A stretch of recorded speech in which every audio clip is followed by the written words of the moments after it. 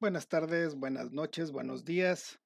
Bienvenidos de nuevo a esta serie de videos que estoy realizando acerca de los diseños experimentales. Un saludo, primero, antes que nada, quisiera darles un saludo, enviar un saludo a todos a mis alumnos del grupo 602 de la carrera de Biología Marina. También a todos los que siguen los videos y a los que se han suscrito a mi canal. Les quiero mandar un afectuoso saludo. Bueno, vamos a hablar ahora de los diferentes tipos de diseños experimentales que podemos encontrar y cómo se nombran. Me voy a enfocar a aquellos diseños que son más comunes en biología marina y en ciencias acuáticas como acuicultura. Y empezamos. Bueno, los diseños experimentales también tienen un nombre y un apellido, como nosotros. Yo, por ejemplo, soy Alberto Montoya, tengo mi nombre Exalberto y mi apellido. Pero los diseños experimentales también tienen un nombre y un apellido. El nombre tiene que ver con la estructura del diseño y el apellido tiene que ver con la estructura del tratamiento. Pero bueno, la estructura del diseño es cómo vamos a agrupar nuestras unidades experimentales para tener una estructura homogénea, para lograr la validez interna. En este ejemplo que estoy mostrando en la pantalla, tenemos peceras, unidades experimentales de diferente tamaño, y entonces el objetivo sería organizarlas de tal manera que queden agrupadas, ay, ay, ay, que queden agrupadas, discúlpenme, que queden agrupadas de manera homogénea, aquellas quedan en un grupo, aquellas con características similares y en otro grupo también con características similares. Entonces la estructura del diseño es el acomodo de las unidades experimentales buscando entonces la homogeneidad entre ellas. Para, como ya habíamos comentado, para lograr la validez interna. Ahora, la estructura del diseño, los diferentes nombres y aquellos diseños más comunes que podemos encontrarnos es, por ejemplo, el completamente aleatorizado, en donde todas las unidades experimentales son homogéneas. El aleatorio por bloques, en el cual em, hay unidades experimentales diferentes, pero podemos agruparlas y formar diferentes grupos. Estos grupos se van a llamar bloques, ya lo veremos más adelante. El de cuadro latino, en el cual se bloquea en dos direcciones, ya lo haremos una visión más particular de cada uno de ellos. El anidado jerárquico, el diseño por bloques incompletos y el diseño de medidas repetidas. Son los diseños más comunes que nos podemos encontrar en las ciencias acuáticas. Y bueno, en cuanto al apellido de, de los diseños experimentales, sería el apellido lo da la estructura del tratamiento, que es la combinación de tratamientos. En este sentido, entonces tenemos los diseños de una vía, de dos vías, que podemos también encontrar defectos principales en los cuales solamente nos interesa analizar el efecto por separado de estos dos factores, pero no la interacción.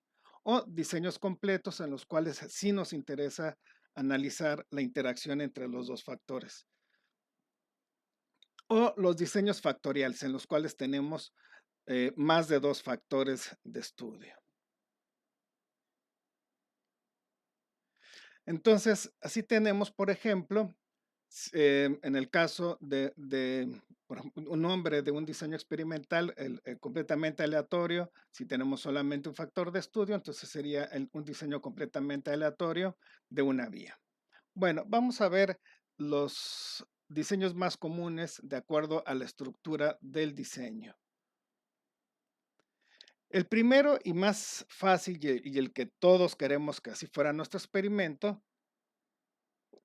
es el llamado diseño completamente aleatorizado, en donde todas nuestras unidades experimentales son similares, van a ser homogéneas, Por lo tanto, se puede considerar que todas nuestras unidades experimentales forman un solo bloque. En este ejemplo tenemos 3 tratamientos que son los encabezados de cada columna y en los renglones tenemos entonces mis repeticiones, mis réplicas, perdón. Son mis réplicas que están en los renglones. En este ejemplo tendríamos un factor de estudio con 3 niveles que son mis 3 tratamientos y 3 repeticiones por tratamiento. Aquí sería conveniente recordar que uno de estos tratamientos debe de ser el control, al menos uno. Entonces tendríamos de nuevo un factor con 3 niveles y tendríamos 3 réplicas por tratamiento. Otro dice, bueno, regresando al completamente aleatorio, si tenemos solamente un factor de estudio, entonces sería un diseño completamente aleatorizado de una vía. Si tenemos 2 factores de estudio, entonces sería un diseño completamente aleatorizado de 2 vías. Si tiene 3, entonces podríamos ya decir un diseño completamente aleatorizado factorial. Ahora, cuando tenemos unidades experimentales de diferente tamaño, o de diferentes características, entonces, pero podemos separarlas por grupos, entonces estamos utilizando el diseño aleatorizado por bloques, en los cuales de nuevo los encabezados de mis columnas o las columnas están representando a los tratamientos y los renglones en este caso están representando a los bloques. Si ustedes se dan cuenta, los colores de las celdas de nuestra tabla tienen diferente color, a diferencia del primer diseño en donde todas tenían un mismo color, que es un colorcito azulito, muy tenue. En este caso, los bloques tienen bueno, dentro de cada bloque es un mismo color. En el bloque B1 tenemos unidades experimentales de color azul, en el B2 tenemos unidades experimentales de color amarillito y también B3 tiene un color diferente. Entonces, esto lo hice a propósito para representar que entonces las unidades experimentales dentro de cada bloque son similares, van a ser homogéneas. Y aquí también hay una cuestión importante que observen, es que los tratamientos van a estar aplicados en todos los bloques. Tratamiento 1 está en mis 3 bloques, tratamiento 2 también se aplica en mis 3 bloques y asimismo el tratamiento 3 se aplica en los 3 bloques. Entonces, los tratamientos deben de estar asignados a todos los bloques. Pero ahora imagínense que tenemos, bueno, tenemos un diseño en el cual mis unidades experimentales son diferentes también, pero necesitamos bloquearlas en 2 direcciones. Entonces, un diseño que tiene 3 factores, un factor de estudio y 2 factores de bloqueo, y la condición para que sea un diseño de cuadro latino es que los niveles de mi factor de estudio, los niveles de mi factor de estudio, el número de niveles de mi factor de estudio debe de ser el mismo que el número de niveles de mis 2 factores de bloqueo. Entonces, si mi factor de estudio tiene 3 niveles, entonces mis factores de bloqueo mi factor de bloqueo A tendría 3 niveles y el factor de bloqueo B tendría también 3 niveles. Imagínense que nosotros queremos probar una dieta sobre los peces, son unos peces, pero resulta que nos mandaron de ambos sexos, cuando nosotros queríamos, para hacerlo homogéneo, tener solamente de un sexo y además de 3 diferentes tamaños. Entonces, de dos diferentes tamaños, entonces estaríamos bloqueando en 2 direcciones. Entonces tendríamos 2 dietas y un factor de bloqueo sería el sexo y el otro factor de bloqueo serían los tamaños. De esa manera tendríamos un diseño de cuadro latino que está bloqueado en 2 direcciones. Las unidades experimentales se van a arreglar dentro de un cuadro T por T, es decir, aquí la T minúscula está simbolizando los niveles de mi factor de estudio. los niveles los vamos a nombrar como tratamientos, aunque ya saben que desde un punto de vista estadístico, un tratamiento se le llama a la combinación de los niveles de mis factores de estudio. Pero en este caso, hablemos de cuestiones más bien prácticas. Entonces, los niveles de mi factor de estudio, el que me interesa probar, le vamos a llamar tratamientos. Entonces, las unidades experimentales se van a arreglar dentro de un cuadro que va a tener tantas columnas como tratamientos y tantos renglones como tratamientos. Las columnas, las T columnas, van a coincidir además con los niveles de mi factor de bloqueo y los renglones también van a coincidir con los niveles de mi segundo factor de bloqueo. El arreglo, por tanto, va a ser de T por T de unidades experimentales que va a ser bloqueado en dos direcciones, que van a ser los renglones y las columnas. Este es un esquema de un diseño de bloque, de un diseño de cuadro latino. Observen, una cuestión muy importante es que, si me permiten un segundito, voy a meter una flecha. Si observan, vamos a tener entonces en el encabezado de las columnas, vamos a tener los niveles de mi factor de bloqueo, que es el bloque A, y los renglones van a ser los niveles de mi factor de bloqueo B. Y dentro de las celdas, que son estas que estoy marcando, van a estar acomodados mis tratamientos. Se van a asignar mis tratamientos en las unidades experimentales que están representadas aquí por las celdas.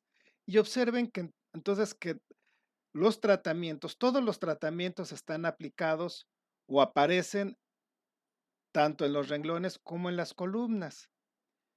No hay repetición de tratamientos ni en renglones ni en columnas. Ustedes observan bien, no se repite T1, que será mi primer tratamiento, en el primer renglón ni en la primera columna.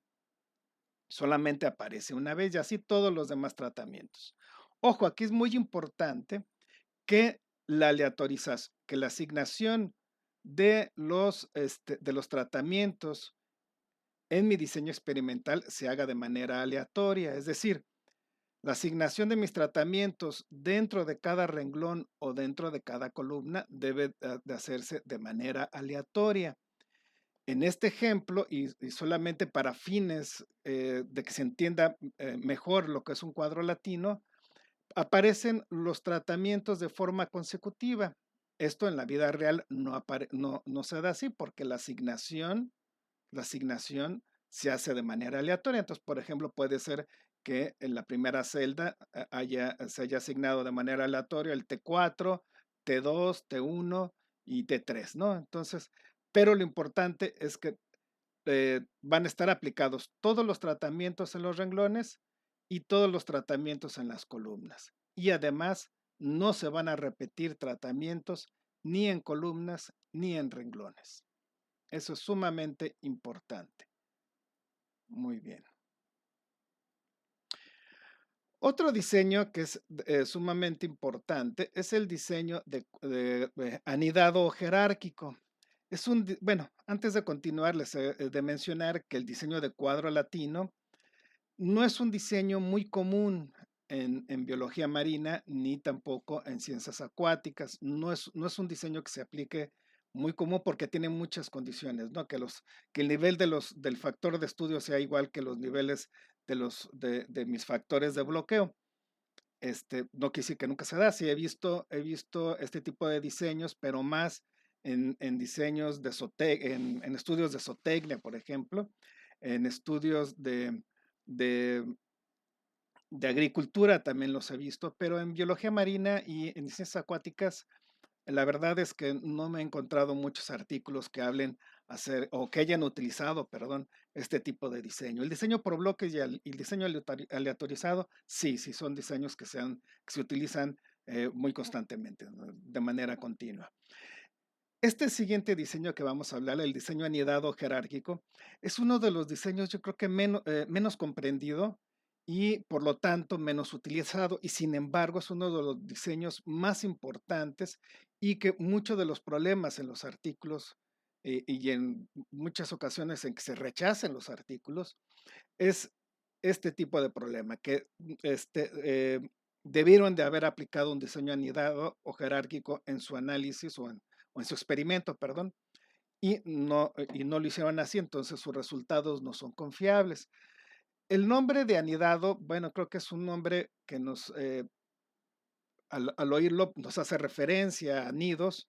Por eso viene estas imágenes que puse de nidos con sus huevos. Pues bueno, el diseño anidado se refiere a eso, ¿no? O sea, que hay al menos dos factores de estudio en los cuales los niveles de un factor se encuentran anidados en los niveles del otro factor. Hagan de cuenta que los huevos van a ser los niveles de mi factor que está anidado y los nidos van a ser los niveles del factor principal. Entonces, de esta manera, tenemos que el diseño anidado más simple es un diseño anidado que tiene dos factores. Los niveles de uno de los dos factores dependen de los niveles del otro factor. Cada grupo, entonces, cada grupo va a estar dividido en subgrupos.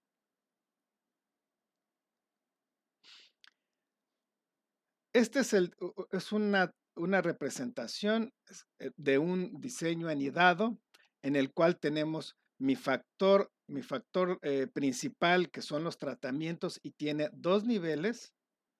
Y hay otro factor, el factor secundario, que también tiene dos niveles, que son los subgrupos. Entonces tenemos dos factores, mi factor principal, que es el tratamientos, y el factor secundario, que sería subgrupos. El factor principal tiene dos niveles y el factor subgrupos también tiene dos niveles. Y las unidades experimentales van a quedar dentro de cada uno de los subgrupos. En este caso voy a tener dos réplicas por subgrupo y en términos estadísticos serían dos réplicas por tratamiento estadístico. Muy bien. En este caso, los subgrupos, el factor subgrupo está anidado dentro del factor tratamientos. Vayamos con un ejemplo de un diseño anidado o jerárquico. Ahorita vemos por qué se le conoce también como diseño jerárquico. Muy bien. Entonces, en un estudio de acuicultura se analiza la calidad del alimento proveniente de tres compañías. Ahí están las compañías: Purina, Tormón, que es el alimento que nosotros vamos a probar, que es un alimento un alimento ficticio, por supuesto, que lleva las iniciales de dos investigadores, mi amigo Pablo Torres y su servidor, entonces es Torres y Montoya. Y Alicam. De cada proveedor del alimento, se tienen dos lotes que van a ser dos costales, y de cada costal, de cada lote, se obtienen tres muestras. El objetivo de este experimento es determinar la calidad del alimento para los tres proveedores. Nosotros estamos suponiendo que nuestro alimento, Tormón, va a tener una calidad al menos igual o superior a las otras dos compañías comerciales. Muy bien. Por lo tanto, van a identificar, esta es tarea de ustedes, van a identificar cuáles son los factores de estudio, bueno, cuáles son los factores, perdón, cuál es el factor principal, cuál es el factor anidado, cuáles son los tratamientos estadísticos, pongan atención, y aquí tendrían que revisar los conceptos en un diseño experimental. Los tratamientos estadísticos es la combinación de los niveles de los factores. ¿Cuáles son las unidades experimentales? ¿Cuántas réplicas por tratamiento estadístico tengo? Esta es otra forma de esquematizar un diseño jerárquico o anidado. En este caso tenemos mi factor principal, que son las compañías que tiene tiene 3 niveles, Purina, y son las compañías Purina, Tormón y Alicam, ¿sí? Son mis 3 niveles y de cada una de mis compañías tengo 2 lotes, ¿sí? Tengo 2 lotes. Es jerárquico porque mi factor principal tiene una jerarquía mayor, dado que mis lotes, en este caso los niveles de mi factor secundario o anidado, dependen de los niveles de mi factor principal. En este caso, yo creo que es muy sencillo observar que los lotes, obviamente, el lote 1 no tiene nada que ver con el lote 1 de Tormón, ¿no? El lote 1 de Purina no tiene nada que ver con el lote 1 de Tormón. Son condiciones muy similares, muy diferentes entre el lote 1 y el lote 1 de cada una de mis compañías. Y de cada uno de mis lotes, de mis sacos, extraigo 3 muestras para realizar mi experimento. Muy bien.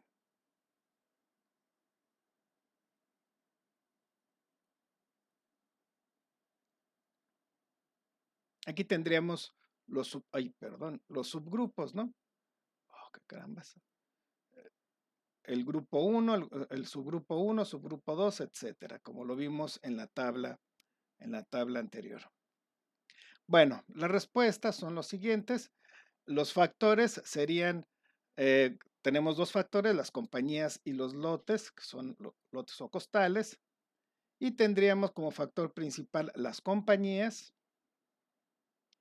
El factor anidado van a ser los lotes. Los tratamientos estadísticos serán las combinaciones de los niveles de las compañías por los lotes. Las unidades experimentales van a ser las muestras de cada lote. Y las réplicas por tratamiento van a ser 3. Aquí es importante mencionar e identificar que cada muestra en el sentido vertical, no son independientes porque provienen del mismo lote. Por lo tanto, son pseudo réplicas más que réplicas. Es decir, el diseño jerárquico me permite analizar réplicas que no son independientes. Como lo llama Hulbert, lo llama pseudo réplicas. En el libro, un libro excelente que se llama Experiments in Ecology de Underwood, habla precisamente de este diseño y cómo se aplica para muestras que no son independientes o muestras que son, en tal caso, pseudo réplicas. Este tipo de diseño se conoce como un diseño anidado en 2 etapas. En los lotes anidados bajo los proveedores, con los lotes, perdón, anidados bajo los proveedores.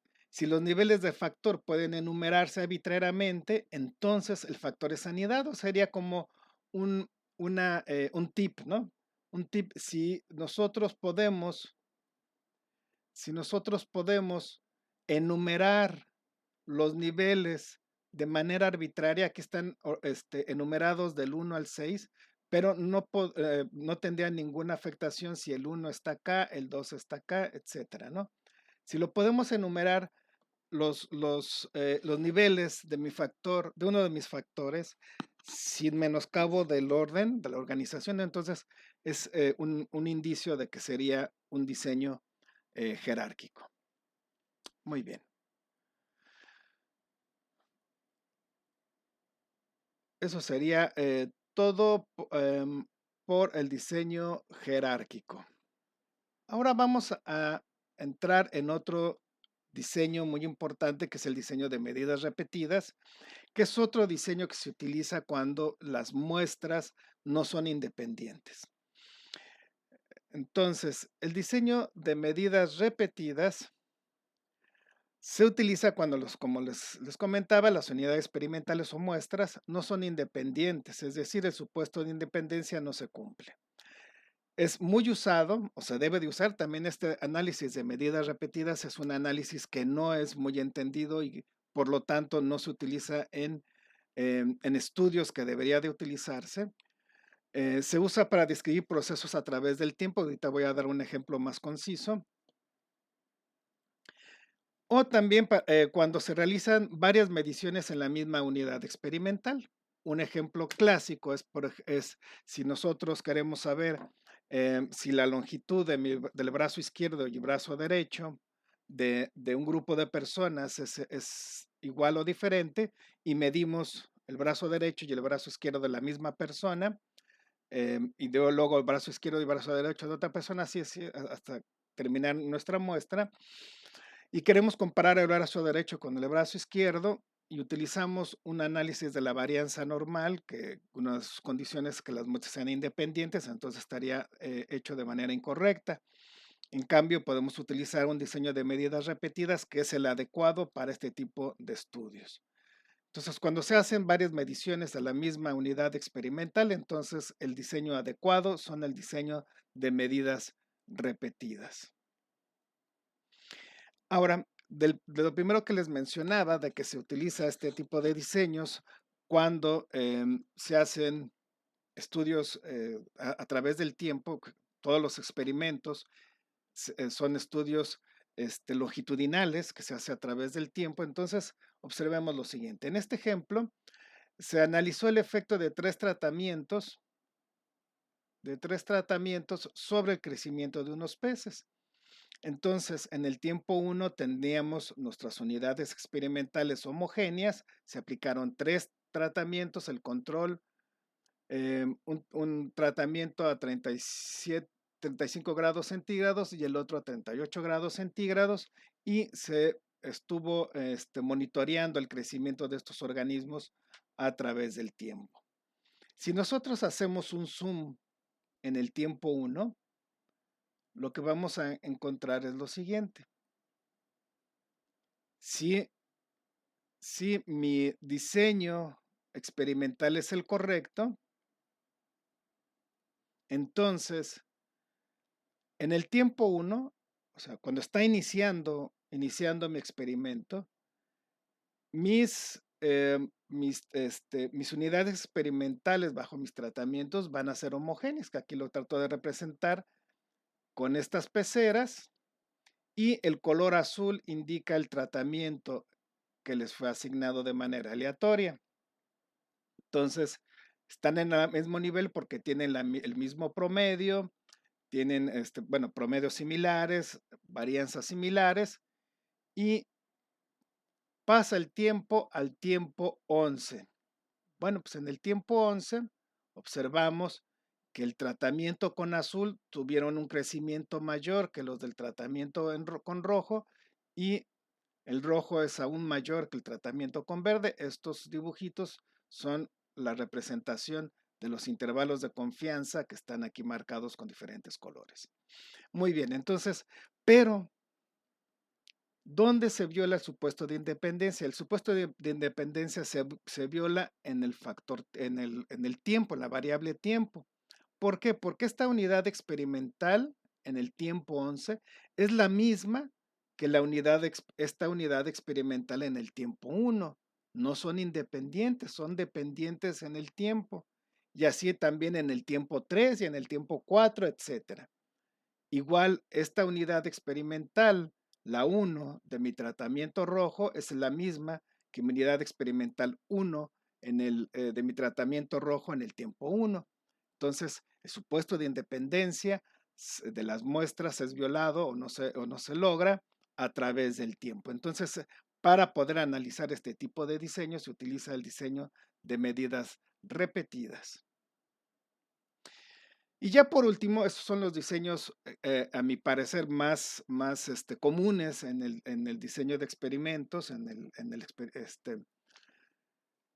en ciencias acuáticas. Bueno, por último, ¿cuáles son, como algo ya más resumido, cuáles son los pasos en un diseño experimental adecuado? Bueno, identificar y enunciar el problema plantear las hipótesis, es un resumen un poco de todo lo que hemos visto, determinar la unidad experimental, seleccionar los factores, niveles y los tratamientos, seleccionar la variable respuesta, que es algo también sumamente importante, la elección del diseño experimental tomando en cuenta los siguientes puntos: tamaño de muestra, sería el número de réplicas en un experimento, el número de factores que voy a utilizar, la estructura de tratamientos y estructura de diseño para poder decidir el o para poder saber, conocer cuál diseño experimental es el que me conviene, el que voy a utilizar, realización del experimento, análisis estadístico de mis datos una vez que ya haya terminado mi experimento y, por supuesto, las conclusiones y recomendaciones al final del experimento. Es bien importante que después de una investigación científica, un estudio experimental y que se lleguen a conclusiones, es muy importante dar a conocer estas conclusiones, esta información, primero a la comunidad científica y luego posteriormente a toda la demás comunidad. Bueno, pues eso sería, no todo.